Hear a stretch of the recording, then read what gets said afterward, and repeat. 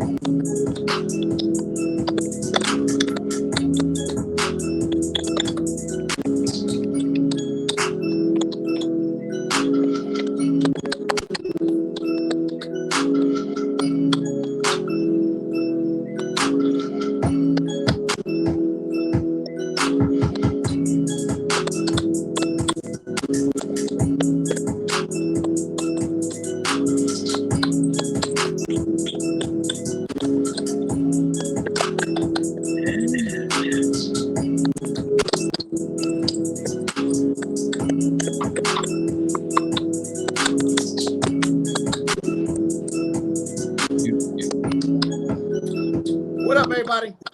It's your boy, comedian Malcolm Hill, man. Once again, this is the Hill-arious Show each and every Thursday at 7 o'clock on time. That's what we do. Except for today, we had a little technical difficulties.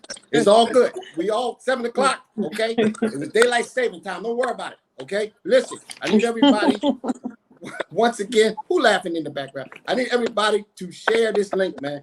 Real rap. Share this link. Last week, we had somebody that shared the link. They won the big prize. They won the $500, okay? This week, I need somebody to share this link, man, and support this movement, man. This is the Hill-arious Show.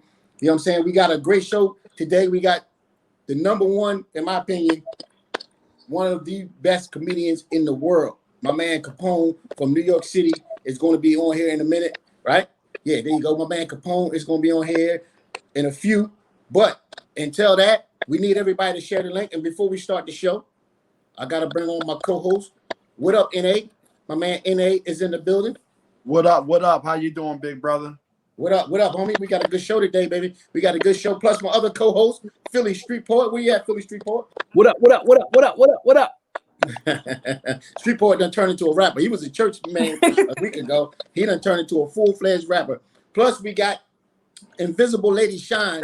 She's he done turned into a full-fledged rapper. We got Invisible Lady Shine. She's gonna definitely come on. She don't have her picture. She's Invisible Lady Shine. You see that?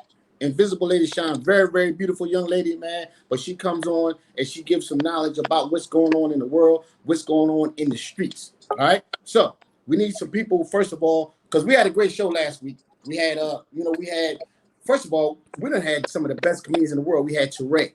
We had Buck Wild. We had B Flat. We had Denny Live. We had all heavy hitters. This week, the best comedian on earth right here. Kevin Hart know this. Everybody know this. They don't want this dude.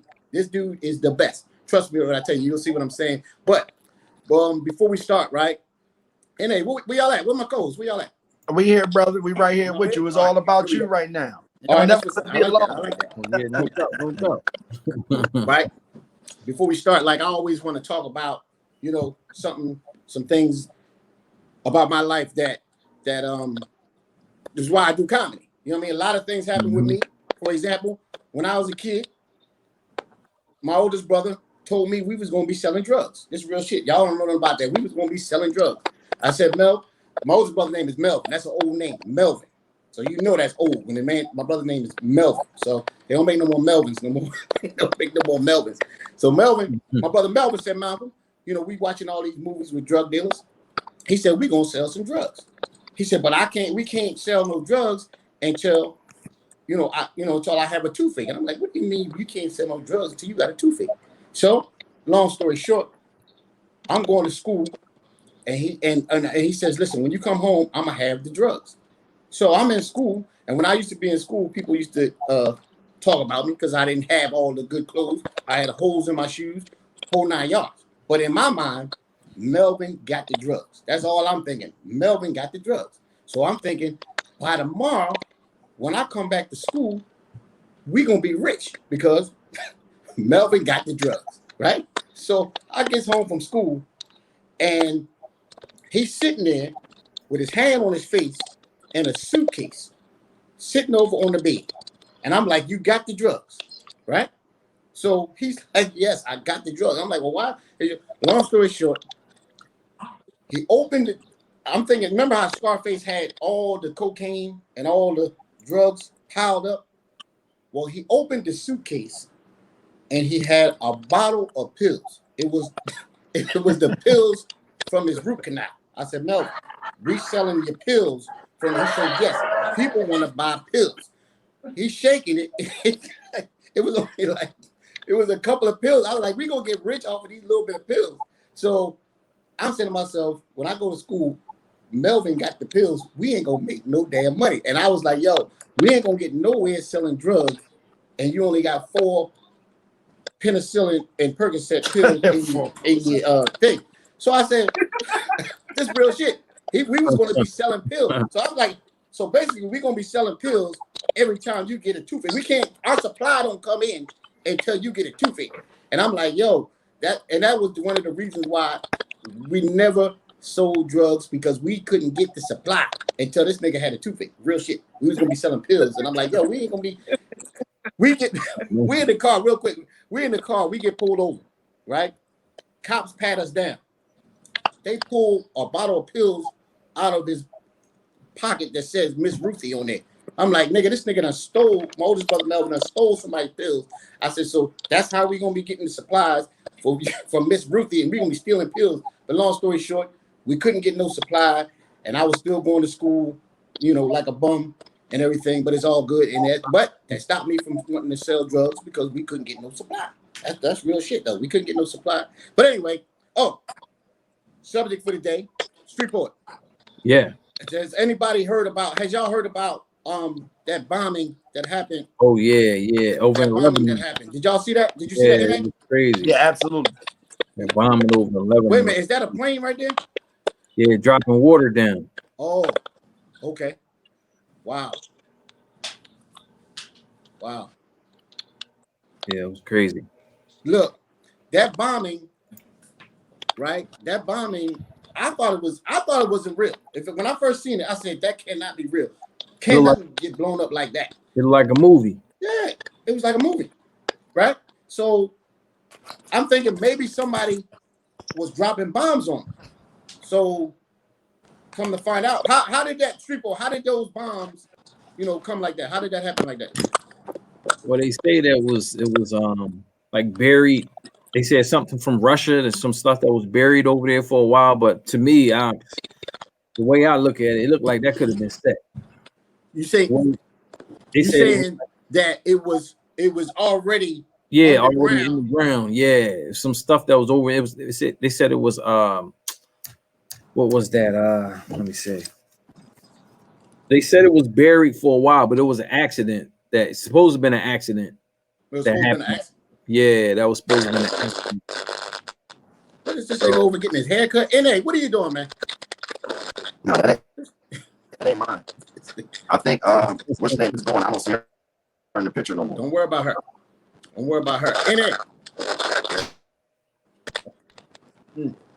Anyway, like I'm saying, yeah, they said it was a bomb already under the. It was all of his explosives was already underground. Yeah, it was already underground. They said it was already underground, and it just happened, accidentally went off.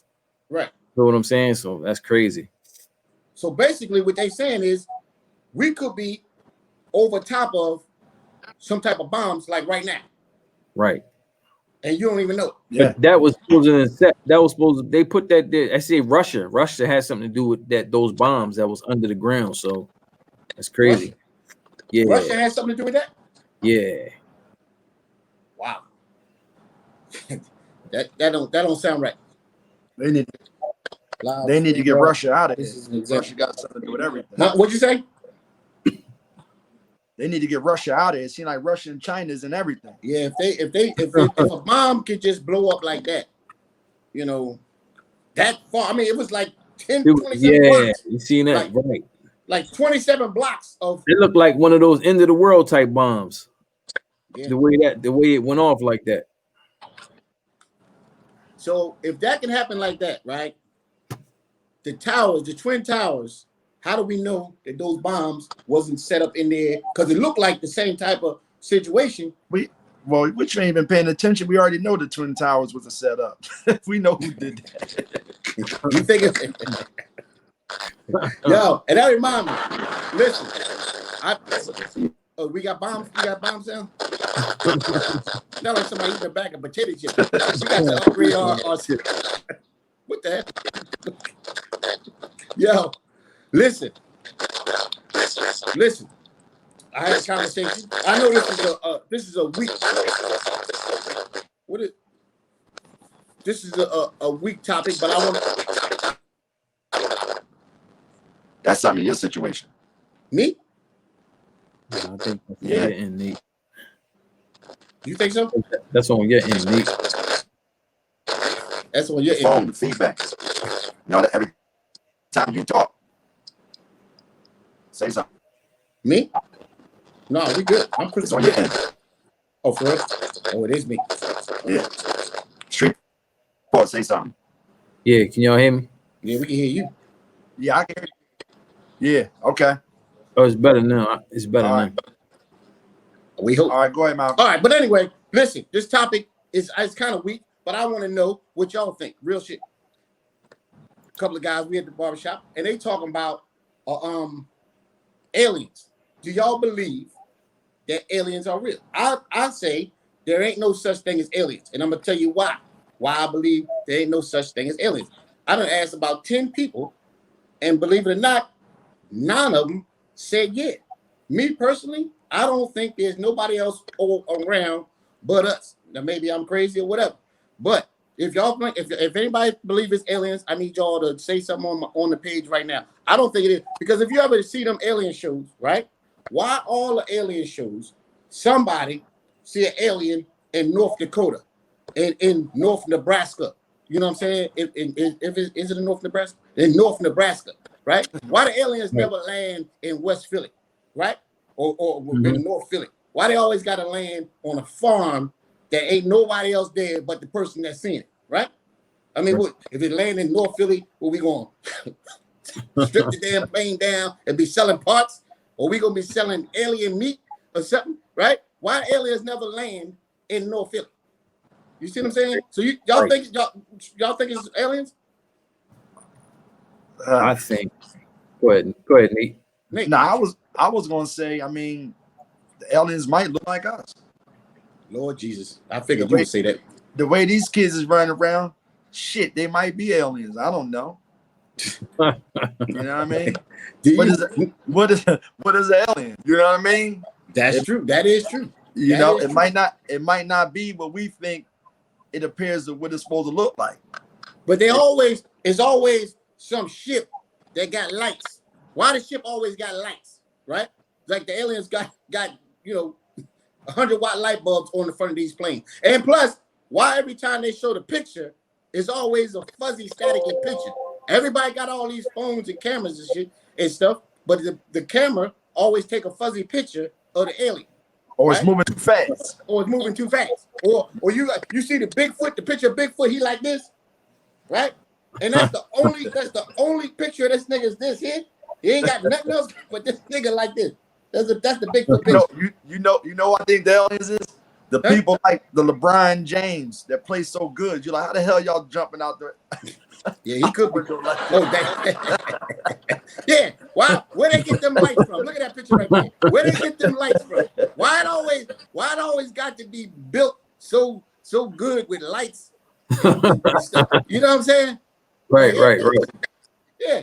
Absolutely. Why that joint don't never land in West Philly? We be selling body parts and alien meat sandwiches. We have a fish fry with alien meat. Because it'll get looted. They don't want to get it looted. Yeah. Let one of them get a flat tire in North Philly and see if that alien don't be trying to call for it. You see what they did to the police in 52nd Street with the looting. I don't think no alien want to come down here in West Philly. Nigga, these niggas is stripping police cars and selling the parts up my way. So if an alien ship drop and he can't get it up, they gonna strip the shit out of his ass. I'm trying to tell you. But it's never aliens landing nowhere. They always in Nebraska. And people be believe y'all. Street boy? Do you believe it's aliens? Well, I actually I do. I mean, I believe there's more of like a demonic power. I think it's more of like a lot of people. I look at it as demons. You know what I'm saying? Evil spirits. So people looking at it. Of course, people see alien. I mean, people see evil spirits. So I think that is more so evil spirits instead of just an actual alien. It's more evil spirits. Now that I believe. Now I believe it's evil spirits, right? But I'm telling you, I asked like 10 people today, and swear to God, like 9 niggas said they believe it's real. They talking about, oh, you think this big planet, you think we the only ones? I said, well, where they at? Why they never where they at? Right? But people believe it. Right. But anyway, is Invisible Lady Shine on there? Or she logged off? No, she's not. Wait, let me see. I don't actually. Weekend, man. There she go right there. Invisible Lady Shine, are you there? Invisible Lady Shine. You hear me? I'm here. Oh, we here. What's going on, baby? How you doing? How you doing, Invisible Lady Shine? How you doing, Invisible Lady Shine? She must can't hear. Maybe alien got her.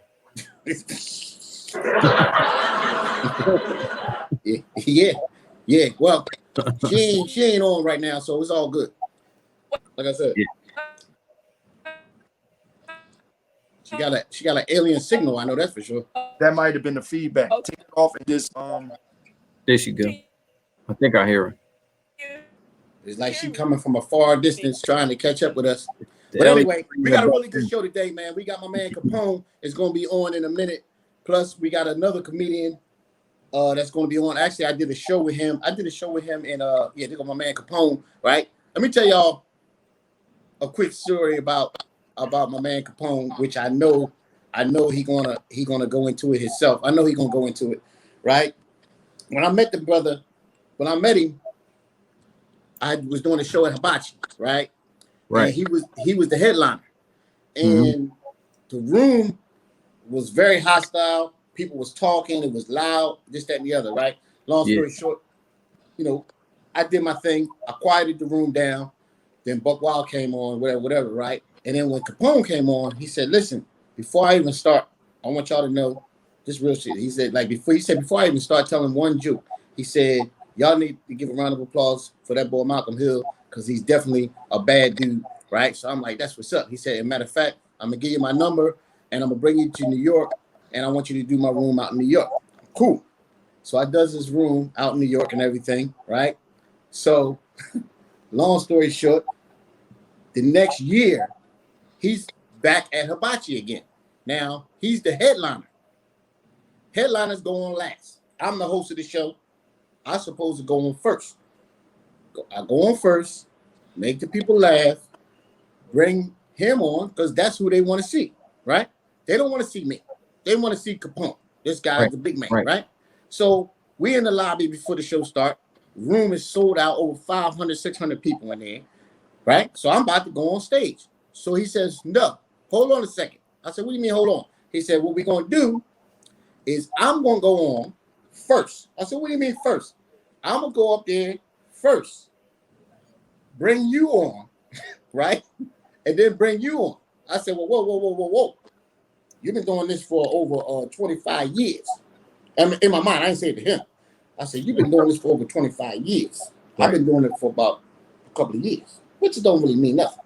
But he went up there and proceeded to say some of the funniest jokes that's ever been said in American comedy, okay? I had my mom out there at one table, my homies at this table, my other boys at another table. Right. He go up there and do all this stuff. And then says, okay, now we're going to bring on Malcolm and hand me that mic. I get up there and the room went dead silent. I never in my life bombed before in my life. My mom was the only one clapping. My mom was clapping. Everybody else looking at me like this. And it was the worst experience that I've ever had. Why y'all smiling? Y'all laughing? Y'all think that shit funny? That was the worst experience I've ever had.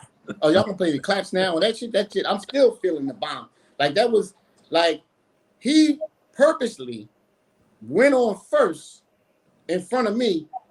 They don't want to see me. They want to see him. And when I went up there right after him, it was the worst day. So I know for a fact when he come in here, when he come on, I know hopefully he won't talk about that subject, and I don't need y'all to bring that up because it brings back bad memories. But he's I'm sure he listening to you. No, why don't we bring him up? Why don't we bring him up and get him in here? He been sitting. Huh? What you say? I said, why don't we bring him up and let him in here? He's been sitting in the room for a while. Oh, he's there. He's on there. Yeah, he's in the room. Yeah, he's in the room. Oh, we'll bring him up. Oh, he's waiting for you. Yeah. Oh, I didn't know he was in the queue. Oh, Street Boy, bring him up. So you're gonna give him a great introduction when you bring him up. Who? Oh, Capone's in there? Yeah. Oh, my man. Bring him in. Bring him in the right way. Oh, shit. I didn't know he was on. Don't do him like he did you. Bring him in the right way. Listen, ladies and gentlemen, this brother is the New York king of comedy. He's not just the New York king of comedy. In my opinion, he is one of the kings of comedy, one of the best to ever do it, man. I've never seen this brother bomb. Make some noise, everybody, for New York City's own Capone. Make some noise for Capone. Hopefully he didn't hear that story. Hopefully. Ah, damn, you was on there. You was waiting, listening. Oh. You was right there. Nigga, you almost had me choking, man. I didn't know you was on. Yo, let's tell the true story. The true story is Malcolm was building a name for himself, and he was doing good. Yes. Malcolm has a habit of coming up to veteran comedians. How did I do? Mm-hmm. And I said to him, well, this is your house.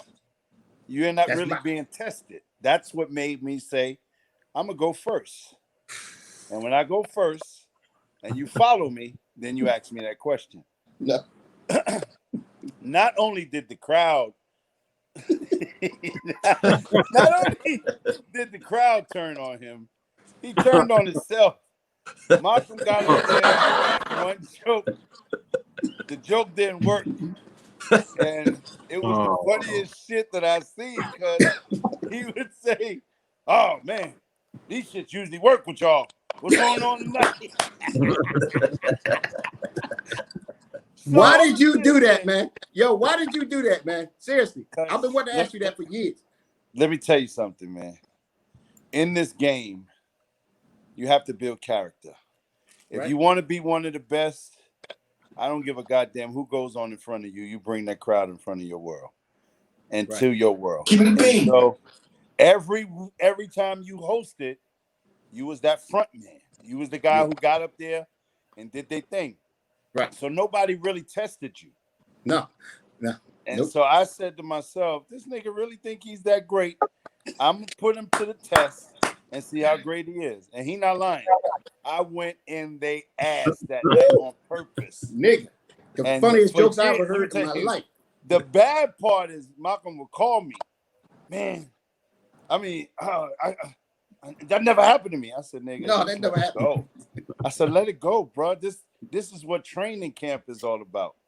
And when you go behind veterans, because there's a lot of cats, when I was coming up, I remember veterans telling me, yo, keep it down. Don't go too hard on them. Man, fuck out of here. I'm crazy. You give me that mic, nigga. I don't give a fuck who you are. Follow what I'm about to bring. That's it.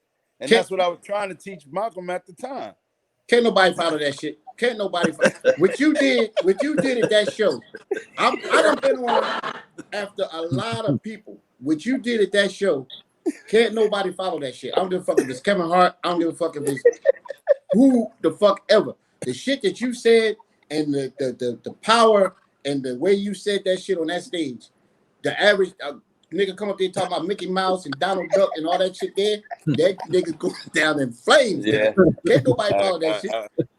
I agree, man. I mean, yeah, you agree. Well, then you agree. well, why the fuck did you go up there and because knock that me has to out? make You you knocked me stronger. out of my own city. You know what the problem is? The fucked up problem is till this day, you still scared a little bit to go behind me. Yes, you damn right. I will Man. never go after you again. Okay? No, That shit. we're gonna have to make you stronger, man. I done bust with Corey Holcomb. I done all kinds of niggas. The shit that when you went up there and did that shit. Yeah. Yeah. And you talking about, yeah, you laughing, motherfucking nigga, and then go back to New York and shit, and hear niggas laughing at me for the whole month. I was fucked up. I couldn't get no shows, no nothing, nigga. You owe me some fucking money, nigga. Seriously. I couldn't get shit. People ain't want to book me. I had to get my fucking reputation back. They was looking at me like I wasn't shit. Because you seen it? I remember you calling me. Yes. Y'all know what he called me when he calls me? Yeah, I remember. That nigga calls me, hey, best friend. Hey, nigga, what's up, best friend? It was so bad that I sat on the chair and just said, listen, I'm bombing. I understand, okay? But I have to stay up here to get this money. And I understand, everybody, okay? So just bear with me. And we'll bring Capone back up. We'll bring him back up here.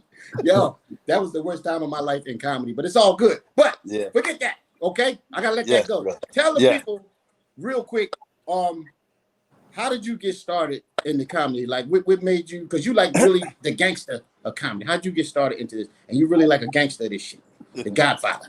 Yeah, well, I was cut from a different cloth. Those who know me, I was straight from prison. And when you in an environment such as prison, you kind of Did you say prison? Prison, yeah, I was in prison. I was a drug dealer. I sold drugs for real. Oh, okay. Exclusive. Exclusive. No, that ain't no secret. Niggas know who I was in the streets. Okay. And so I tried to change my life, and I got into the comedy game. And the guys in comedy wasn't built like the niggas that I was used to dealing with in prison. So when I came, I tried to be humble. And everybody knows this story. The first person that I almost really had beef with was Gerald Kelly, which is a very good friend of mine now. Yeah. You know, I came to him. I did a show, and I said, "Hey, man, you know, I'm a new comedian. This is what young comedians say." Right. It was Gerald, Rob Stapleton, and Talent. Three people I approached. I said, "I'm a young comedian, and I want to be, you know, I want to know what you got to do and how to work on a set to get on Def Jam." And Gerald was like, "Ha! This nigga got one show, and he want to do Def Jam already." And my mentality was prison. And you know how when a nigga in prison feel like he getting played, he reacts a whole different way. I was like, "Yo, Money, don't fucking ever try to play me like that again." And so, but years passed. Me and Gerald, the best of friends. I walked up to Talent next, and I was like, "Yo, you know, I'm trying to get into this comedy game." And Talent was like, "Yeah, well, I only fuck with one new jack at a time." And he was mentoring Rudy Rush. Wow. And Rob never liked new comedians. Rob just, you had to have some kind of you know credit or something for Rob to fuck with you. True that. Like That's real shit. Mike Epps and all of that. Yep. So I was like, fuck them niggas. Yeah. I told them all. I was like, fuck them. And I started hosting this comedy club called BBQs. And I never forget, I told this nigga, I said, "Yo, don't pay me nothing until I show you what I can do." Because I've always been a hustler, and I've always been the type of dude to gravitate people. And when BBQs opened, it was like a fucking drug dealer's heaven. Because that's, you know, I'm here, I'm this new raunchy comedian. I'm wearing minks to the shows. I'm coming in limos. I'm making it a festival. Right. And so everybody who come in there, the line is around the corner, but you got all the drug dealers, all the chicks that want drug dealers wearing full-length minks to a fucking club in the Bronx. Wow. And it became, for 8 to 10 years, the biggest thing happening. But then my career started blossoming And when I left, it kind of like went down for. Plus, the owner died. So that was the beginning of the Capone career. After that, man, it just was about knocking down walls. And I saw in comedy, comedians are not really straight up dudes. Right. You know, it's a lot of backstabbing, a lot of shit talking. Mm-hmm. And I'm not that type of guy. Whatever I say I'm gonna do. And I tried to stay away from the street, but it's like they kept pulling me in there. Right. And my mental was different, but my attitude was kind of still, the same way. So basically, you saying you came from being in prison, yes, to being one of the greatest comedians in the world. Yes, sir. Which is an amazing story. Where's the clap set? That is an amazing story right there. Our producer's a little late, but we're gonna have a white man working. When this thing goes to that next level, we're gonna change everybody. So you see those boxes? Those boxes gonna have white He's a damn lie. before it's all over. It's starting out black, but it's gonna have 4 white boys up there at the pace we're going. But it's all good because there's a lot of technical difficulties. Okay, right? I got it. We good. And that's the Corona difficulty. Right. Got you. You know what I mean? Capone, tell me this. How did you get into your first film? My first film, believe it or not, was in high school. I was in Beach Street. Wow. What? Wow. Beach Street. Wow. Beach Street. You was in Beach Street? Wow. Yeah. Oh, man, I had to watch that. See, as you learned earlier, Malcolm, I was into music. That's what led me to drug dealing. I was into music. I was signed with Entertainment. I seen you. My song with In Touch, Keep Sweat, back then, they put me on the shelf. So I was promised a deal right after I got out of high school, signed with Entertainment, and my album never got put out. So I got bitter. I had bills. I had no job, and that's how I hit the streets. I seen that video of that song, and I'm laughing. It ain't gonna work with you doing no rapping, no singing, none of that shit, because you so high level as a comedian. You start rapping or start singing, niggas is laughing at you. If you was a mediocre comedian, but I'm laughing the whole time, and you actually good as shit. So I'm like, this is crazy shit. It don't work. Remember when Eddie Murphy first started singing? Oh, yeah. All the time. No, Eddie was laughing. They thought it was a joke. Like, Eddie this was nigga bad, can't be serious. man. Like, this is a joke. Oh, yeah. Right. Yeah.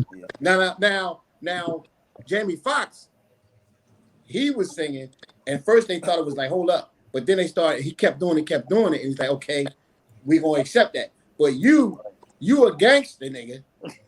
Real. And here you singing party. I was singing way before I became a gangster. Oh, wow.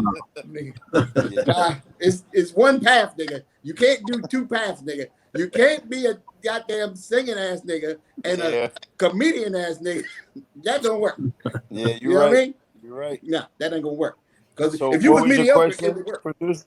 Did I answer your question? Absolutely. Okay. Yeah. Real quick.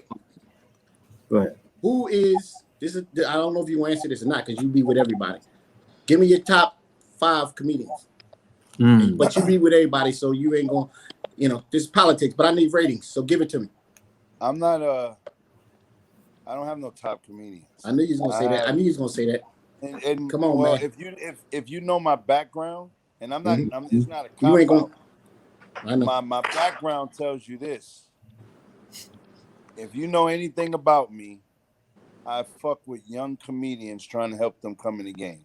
Yes, you do. And the reason I do that is because I remember when I started, nobody would help me. So I know a lot of people don't know it. A lot of people did. Kevin Hart was the first person that I helped get into the movie. Yeah, I know that. He was my opening act. I remember that. People don't know that. Kevin Hart was my opening act I put him on his first tour, which we did prison. I went to give back to the prison. Right. And I put Kevin and a couple of other comedians on. And our last stop was Caroline's on Broadway. Jay-Z and Damon Dash and the whole Rockefeller crew came to see me. Dame stayed at the show, pulled me to the side and said, yo, I got a role for you I want you to play in. And I want you to bring the little guy. That's what he said, bring the little guy. And I'm right away, I'm like, yo, but I got, other comedians. He said, nah, just you and the little guy. I got other people. Right. And that's how we got introduced. Then we got cool with Charlie Murphy and started helping him write segments of the movie. And that was it. Wow. Yeah. These niggas about as late as, listen, when you come back on, it's going to be a white staff, okay? These niggas is about late. Listen, engineer, I need you to hit the claps now for when you say something later. We're going to get a head start on the claps. Y'all are funny as shit. Man, that's why it's called the Hill-arious Show. Yeah, that's funny. That's funny. This the budget. We gotta get this the budget we working with.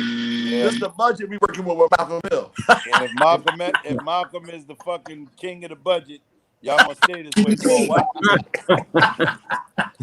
Listen, we get a delayed pay, we get delayed buzz. Yeah. Now, since you made me go down in flames, right? Right. Have you ever? Come on, man. Have you ever bombed? Never. Like what I did. Never. I never got booed in my life. Never. And that's good. Let me tell you about comedy, brother. A lot of people think it's about the jokes. It's about the connections. I told you this a long time ago. Being funny is only part of it. Being able to have a fucking whole audience of people listen to it is what the mastery is about. People have to want to listen to you. You have to understand that power comes in valleys and peaks. You can be funny all you want to, but if you don't have the attention of everybody, that's where you start to go and flame. Because somebody going to challenge, I'm funnier than this nigga. I'm this and that and that. When you command the crowd and make them want to listen, that's when you can make them laugh at any time you want to. That's where the power comes in at. But not only in the laughter, you have to really have people listening to you. From the time you hit the stage, you already being judged. Already from the fact, I paid my money, this nigga better make me laugh. You got people trying to convince him. Yo, he funny. So the whole thing is, when you learn to bring people into your world, see, your biggest problem has always been worried about what people think of you. So you already a step behind. You always said that about me. You always said, "Malcolm, you can't worry scared." about you. It's yeah. And you're like, I'm nervous than a motherfucker. Then why do it? I mean, you have the mic. You in command. And when you have the mic, these people want to see, but they don't want to be cheated. Nobody wants to be cheated.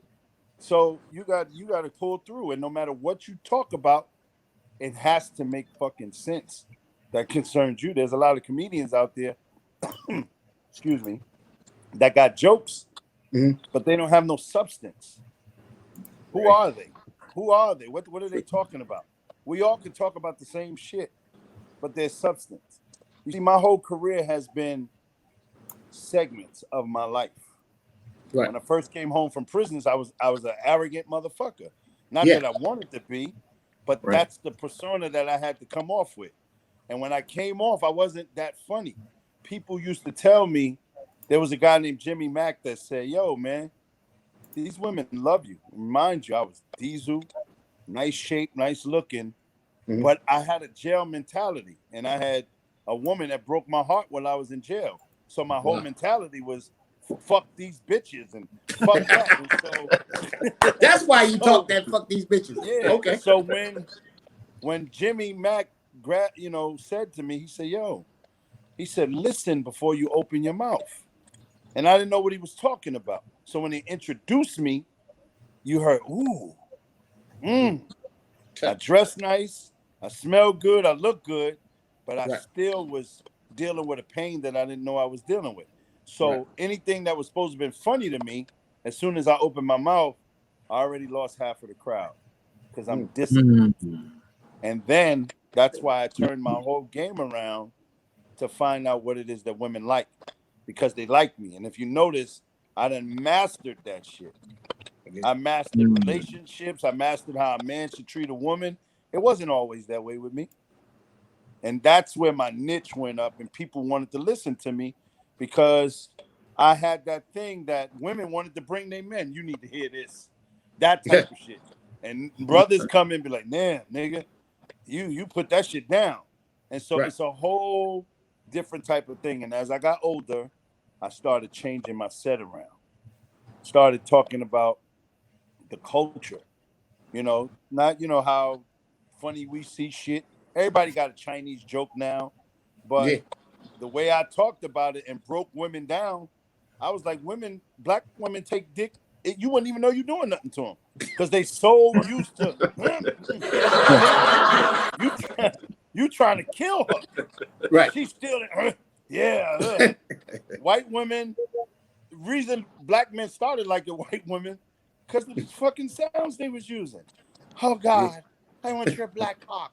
We ain't never heard no shit like that. Right. I want it all.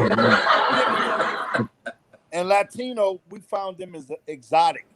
You know, I didn't know, papi, please kill me. You never had a bitch say, kill me? Right. I want you to kill me right now. And then the one I never had, but I fantasized about it, was that Chinese. That shit there took me to the roof. Oh, yeah. That Wing Lee that shit. not the black and dicky killing in the heart. You killing all the black and nigga dicky in the heart. You know they saying that because they don't know how to talk. Right. So it takes those different levels, and those jokes become classic no matter what. Yeah, Wing Lee is a classic. We could be off stage 10 years. Somebody will walk up to me, please do Wing Lee. Do Wing Lee. Yeah, exactly. So it comes to a point where I started landing them big gigs, corporate gigs, which was like the Apollo. I've been the host for the Apollo for 26 years. Still the current people host. don't know that. You the host of the Apollo for 26 years. People can't even hardly get on to the Apollo, and you've been the host of it for 26 years. That's how bad you is. People don't even know.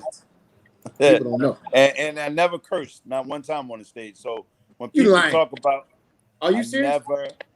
Apollo is a family show. Never once have I ever slipped up. Wow. Never once. It's a corporate family show. Yeah.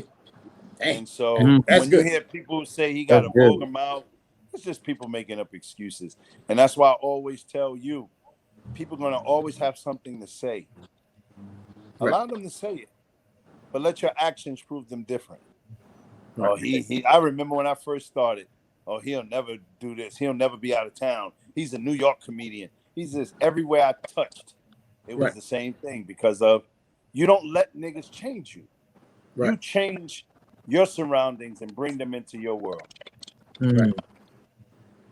Wow. Well, look, man, I ain't gonna hold you up because I know you got a lot of shit, man. A lot of stuff going on with you. I just got off a plane earlier. See what I'm saying? Yeah, I know. You got a lot of stuff going on, man. Ask you this one question. Go ahead. Sure. Question about the movie Paper Soldiers. Like how did you enjoy yourself? Being around that full cast of filming that movie Paper Soldiers.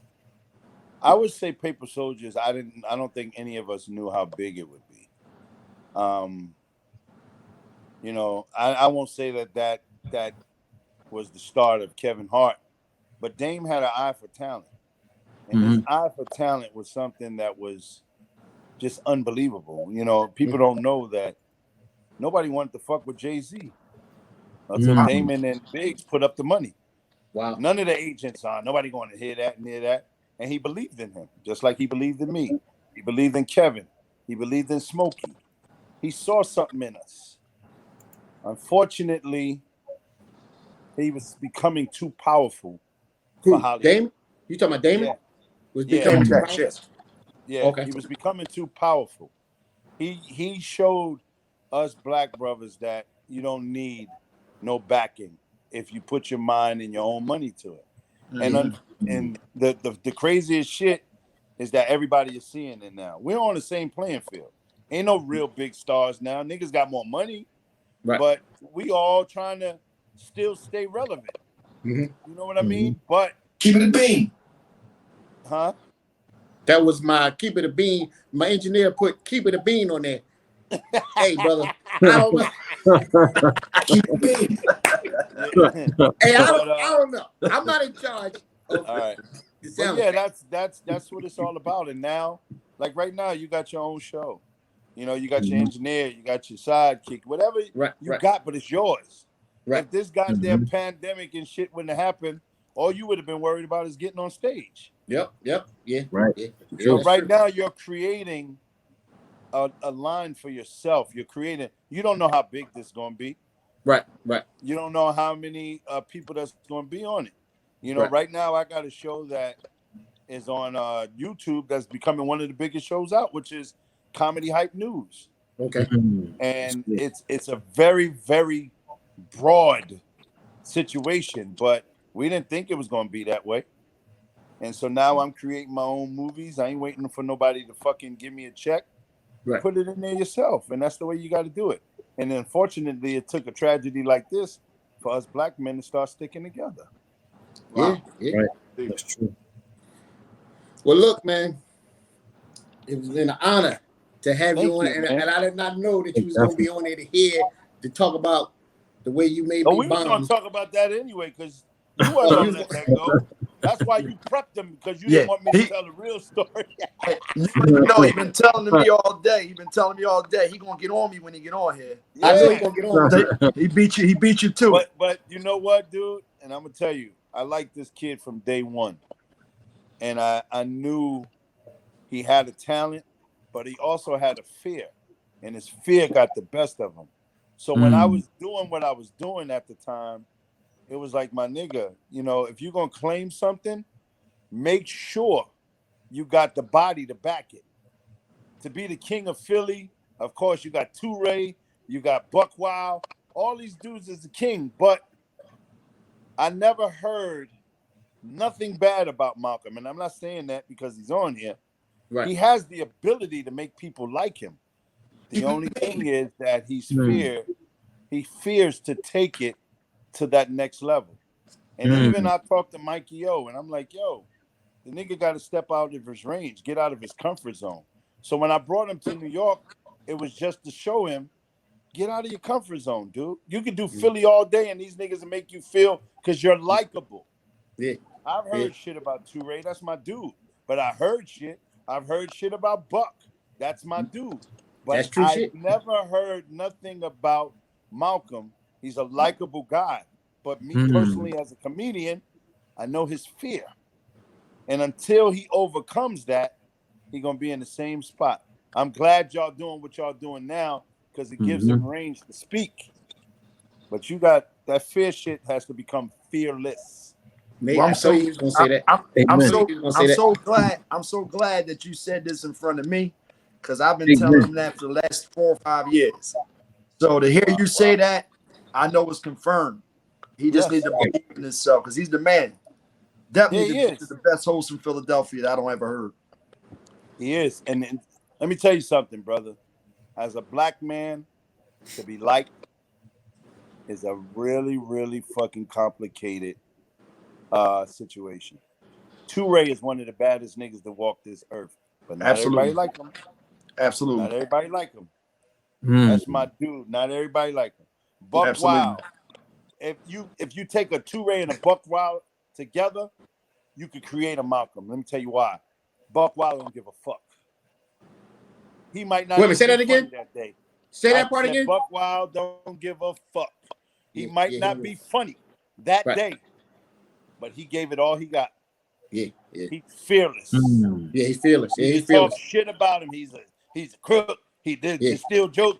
They talk shit. I love that nigga, and I love him for one basic reason.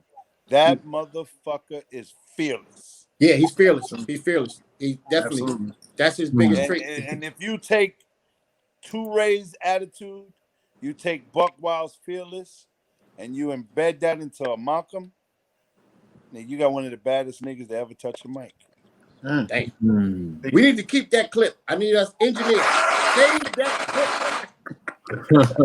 Yo, man, thank you for being on here. It's an honor to have the best, in my opinion, the best comedian in the business today. Trust me. Not because it was a shell shock, but the best comedian to do it, man. And people need to see where can they? Well, ain't shit too much going on, but where can they find you at, and how can they get in touch with you? Well, right now I'm filming a new movie. I just actually got signed to do 2 more movies, but I'm producing this movie called Traffic Lanes. We're actually in the we got 3 weeks left to film. Y'all know I got a construction company. Yeah, I be seeing you doing that. Yeah, I be seeing that. I thought it was a skit. It's called Flipping OGs. Yes. Lance is one of the most powerful black brothers in the business. Yeah. And I fucks with my man Greg Parker, who is another beast in the business. Mhm. And these two guys have taught me a lot. And so, you know, with knowledge and learning, dog, ain't no better way to get rich than to fucking fuck with the real estate. Right. And my comedy hype, man. Y'all check it out. It's real. It's on YouTube at 6 o'clock every Friday. A new episode, along with Pierre, Symphony Thompson, and Rita Brent. It's a real powerful show. Man. That's what's up. That's what's up. Follow me on Instagram, Comedic Capone. Thank y'all, man. No, thank you. We appreciate you, good brother. Man. Thank you, man. And I'm definitely coming to New York, man, and get with you, man. When you come to Philly, it's all love, man. We're gonna see you again, all right? All right, brother. Y'all thank you, man. Learned a lot. I learned a lot. All right. Yo, like I said, man, this is the Hill-arious Show. We had some of the best to do it to come on here each and every Thursday. Is my man still on here on the line? Yeah. I think he's still Monty Rogers. Yeah. Bring him up. Bring him on. Just give him. Yeah, bring him on. Monty, what up, homie? What's up, man? Can you hear us? What's good? What's good? What's good? What's up, good brother? What's good with you? You, man, listen, me and this brother did a show together. We was in North Carolina, right? Yeah, in Charlotte. Charlotte, North Carolina. I met this brother in Charlotte, North Carolina. And I didn't think the man was gonna be funny because I don't think people in North man was funny as hell. And I'm like, this dude is a star, right?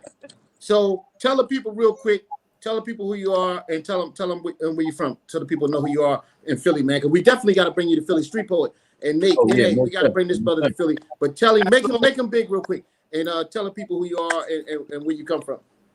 Yeah, man, Monty Rogers, man. Born and raised up out of Charlotte, North Carolina, man. Started my comedy career up in Virginia Beach, dealing with Virginia Beach Funny Bone. I'm staying now up here in the ATL, man, the mecca of urban comedy, Atlanta. So, man, I'm out here just grinding, just doing my thing right now, man, with the comedy game, you know, dealing with this pandemic and everything. Yeah. Well, how long you been doing comedy for, Monty? Man, I've been doing comedy for 15 years now, 15? Bro. Well, you definitely, you hosted you was funny as heck at that show that we was at, man. It was in North Carolina. You was funny as heck, man. You remember that was clean comedy that night. It was clean. Yep. Yeah, it was clean. That's not like me. Yeah, and that's the show with the guy, the boy, the little short guy. Yo, that was a funny show. And so you live in Atlanta or you from New York? I live in Atlanta. You live in Atlanta? Yeah. But you was born in North Carolina or Atlanta? Yeah, I was born in Charlotte. Yeah, born and raised up out of Charlotte. Right. So now let me ask you this: have you ever bombed? So Capone said he never bombed. I say I never bombed until I seen Capone. Okay? But I never bombed. So have you ever bombed? Yes, sir. Yes, sir. Yeah, I have no problem telling you that, man. I bombed, man. Okay. I bombed. I bombed, man. I remember. It was doing a comedy contest at Virginia Beach Funny Bone, man. And you know, just like how we were just chilling backstage, just new to the game, man. So I'm up there, man. Everybody buying me drinks that night. Like I'm like, okay, cool. I'm drinking. I'm feeling good. But I was like 15, the 15th comedian out of like 20 that night. Wow. So I'm drunk, man. And then, man, I went up stage, man. I don't know who that person was, but the only thing I know, it got dark. It got dark. They done turned the lights out on you? They turned the lights out and they played Hit the Road Jack. Damn. They wanted you gone. Man, hit the road jack. Man, I called off of work the next day. They were ready to give it to me at work the next day. Oh, they were ready to clown on me, man. So I called off work. I had to just chill and relax. Right. And I took like 2 weeks off on the stage, man, because I was like, everybody was just giving it to me, man. Like, you ever been in the club? It was like, you was funny, man, but you just drinking too damn much that night. I was like, dang. You try to blame it. You blame it on the drink. You blamed it on the drinks.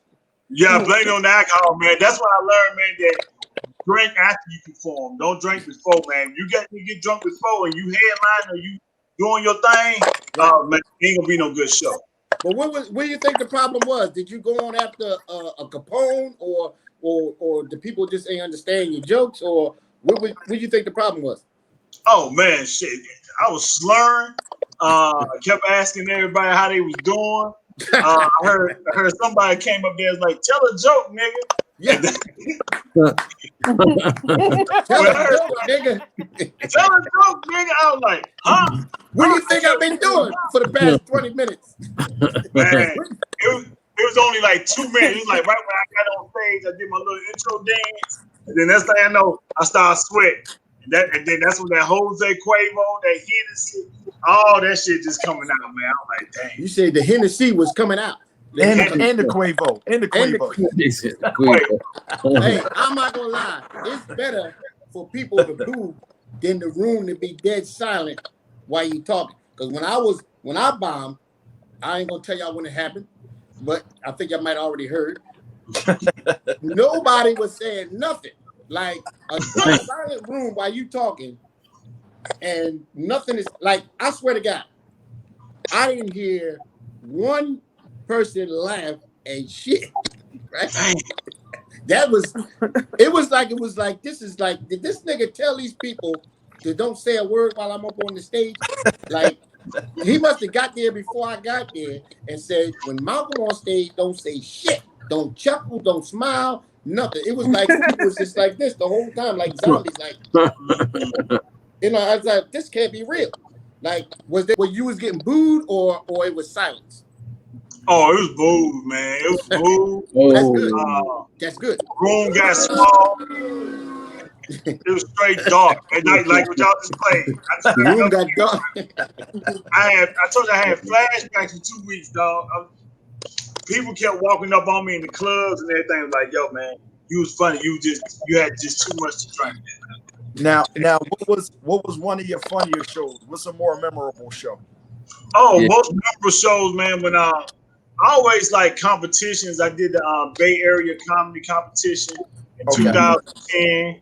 Wound up in one of the semifinals on that one, and that was good, man, because it was good just to go ahead and meet so many comedians that was up on the rise. Right. Now you see them wilding out and everything and doing their thing solo, like my man Dope Boy and all them. But man, shoot, a lot of funny shows, man, coming up, man. One of the funniest ones, like I like doing like the small country towns, like Ass Hockey, North Carolina, or something that you probably ain't never heard of. Right, but y'all don't know, them be the ones that got like the most. Yeah, them be the ones that had the most, the thickest females. Finest females is up in these shows, man. And like they have shows like BYOB, bring your own bottle and everything like that. And so everybody that's in there, country as hell, they acting the fool with you. It's close up, and it's like by like 50 people that's drunk, man. Like I worked for a pork chop sandwich that night. Like I was working just to eat a pork chop sandwich, man. Damn. Oh wow. Damn. But I had a great time because that was like the first time, man. Like when you're coming up in the comedy game, people start recognizing you, and then man, I got to do an autograph. Right. And then like when the girls told me the autograph was hitting, I was like, damn, I seen this on the Biggie movie, but I was like, damn, I'm actually doing this shit. It was something amazing, man. Right. That's what's up, man. Listen. People don't know, people don't know who you are right now on this side as much, but I'm gonna tell you right now, people, you need to look this brother up, man. He's very, very funny. When I was very surprised at how good you was when we did that show, because I didn't think, you know what I'm saying, like you ever come in the room and see somebody like, oh, that nigga can't be funny. Nigga, you was funny as hell. And I'm like, okay, this boy got some skills. So we definitely, going to bring you to Philly, my man. That's one of the biggest promoters in the world right there, Philly Street Poet. One of the biggest promoters in a, like these are two promoters that's my co-hosts. They're promoters of the city. You see what I'm saying? Platinum Touch killing it. Yeah, Platinum Touch and Philly Street Poet. And so we definitely gonna bring you to Philly And Thank you know, I didn't I know. got you in Atlanta, man. Anytime. I told you, we're gonna hook it up in the 8. You know what I mean? We back open up here in Atlanta, man. It's like we ain't worried about the corona now. It's on and popping. It's on and popping. Shows and shit. All right, so where can tell everybody where they can find you from? Yeah. Like, they can find you. Are you on any social medias? Or your social media? Give out your social media. All your handles. Yeah, I'm on Facebook, Instagram. Also, man, you just Google me, man. Monty Rogers, MONTEROGERS. That's my government too. So you know what I'm saying, man. I just made it simple for everyone to go and keep in contact with me. But most definitely, man, I'm on everything, man. Okay. Google, all that. Well, I definitely, I would have gave you a longer, longer interview and everything. No but my man Capone was on a little longer than what we expected, which is all good. But I would have definitely, would have brought you on longer than what we did, and definitely, stay with us, and we're gonna definitely bring you to Philly. You know what I'm saying? We're gonna bring you here because people gotta see what I'm talking about. Very, very funny, man. And thank you for coming in, Jackie. You know what I'm saying? Jackie, matter of fact, introduced me to you. You know what I'm saying? Yep. So definitely, we're gonna keep it going with you, man, and bring you to Philly. All right? Definitely. Thank you, man. I appreciate you, Malcolm. Holla at me. Oh yeah. I don't like the fact that it was a short interview, but hey, things go like that, and that's how the business go. All right, man. Yeah, it's all good, man. Much definitely do to my man Capone, man. Love. Thank you, man. All right, big peace, y'all. Peace. Sister Shine. Sister Shine, are you there? Can you hear me? Yes, we can hear you now. But talk a little louder. Oh, you finally can hear me. Oh my God. We can hear you. All right, let Jackie close. Let Jackie close the show. Yeah, she gonna close it. Yeah, that's what we're gonna do real quick. Jackie. Hey, Malcolm. All right. Yeah. All right, Malcolm. First of all, I like to say, can you hear me? Yeah. Oh.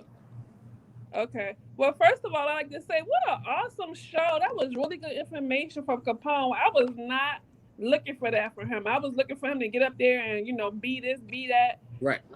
But that was a really, really good show. And I love what he said about you, Malcolm, because just like you, Nate, I've been telling Malcolm that forever. Forever. Yes, absolutely. That's why we rock with you so hard, Malcolm, because we see your potential. We know what we're working with over here, okay? Sure. We know that's right.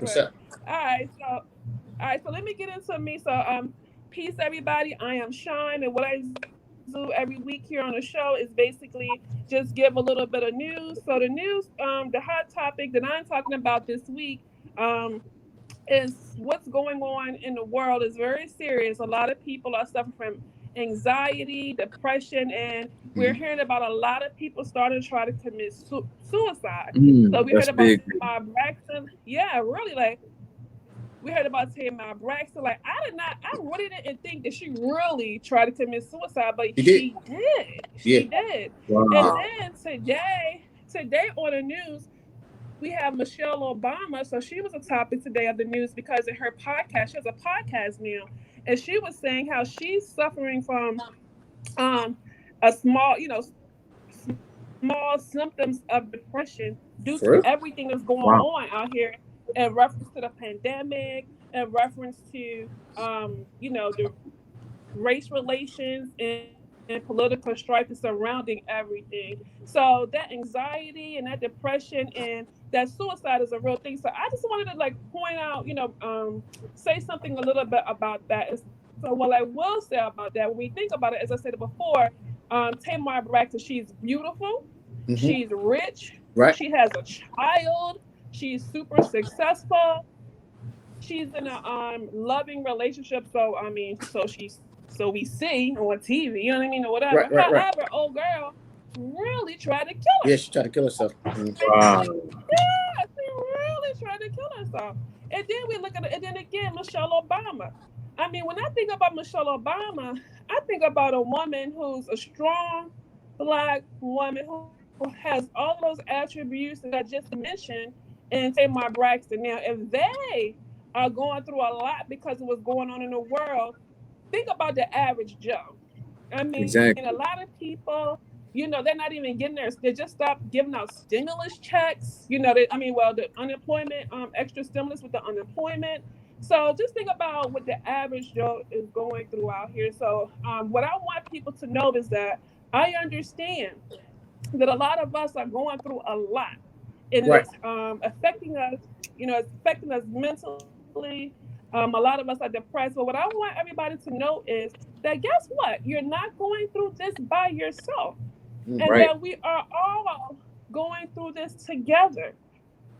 And I just want people to, I've even talked to somebody this week who told me they was battling with depression. However, she didn't want to reach out to anybody because she felt like everybody was going through the same thing.